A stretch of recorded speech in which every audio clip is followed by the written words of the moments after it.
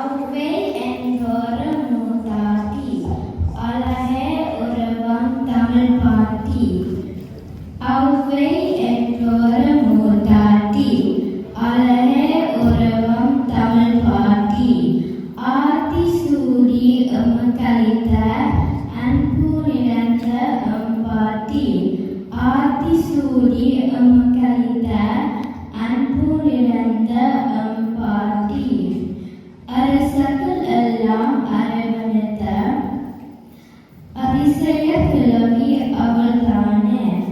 அரசர்கள் எல்லாம் அரவணைத்த அதிசய கிழவி அவள்தானே.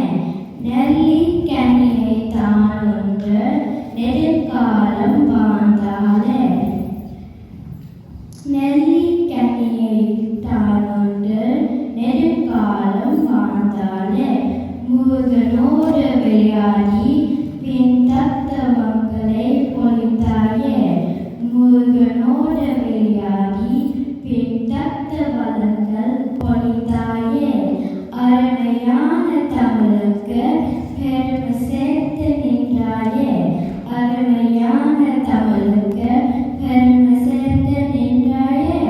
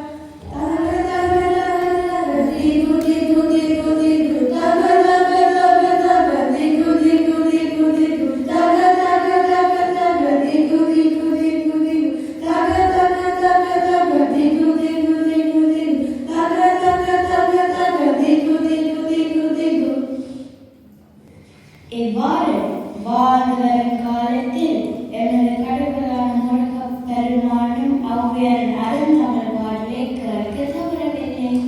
ஆமாம், முருகப் பெருமான் ஔவையாரின் அருந்தமிழ் பாடலை கேட்க செய்த திருவிழாவை பார்ப்போம்.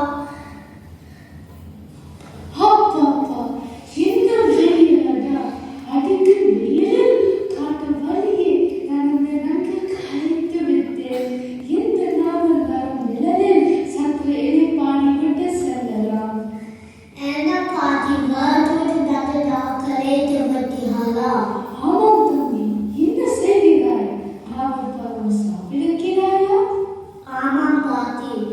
இணக்கம் சில நாவல் பழங்கள் படித்த போல தம்பி. சரி பாட்டி, உங்களுக்கு சுட்டு பருவமா சுடாது பருவமா? நல்ல வேடிக்கையாக பேசுகிறாய். எங்கேயாவது பழங்கள் சுடுவா? சரி, சுத்த பழத்தே போல பார்ப்போம்.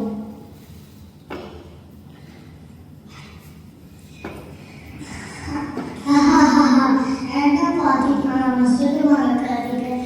இப்போது என் வாயால் ஊழிகள் நான் சுடுவாங்க பாட்டி. இதுதான் சுடு பழமா?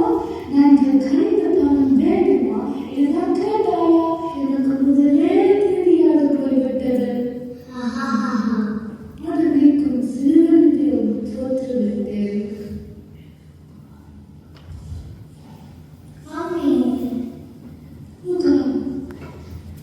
செந்தமிழ் செவியே, உனது அமிழ்திலும் இனிய பாடலை கேட்க விரும்பியே இவ்வாறு செய்கிறேன்.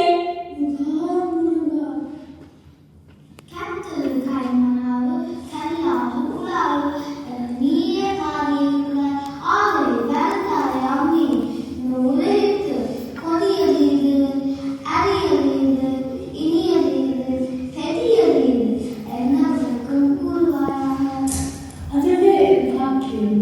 நிச்சயமானது செய்தருளேன்.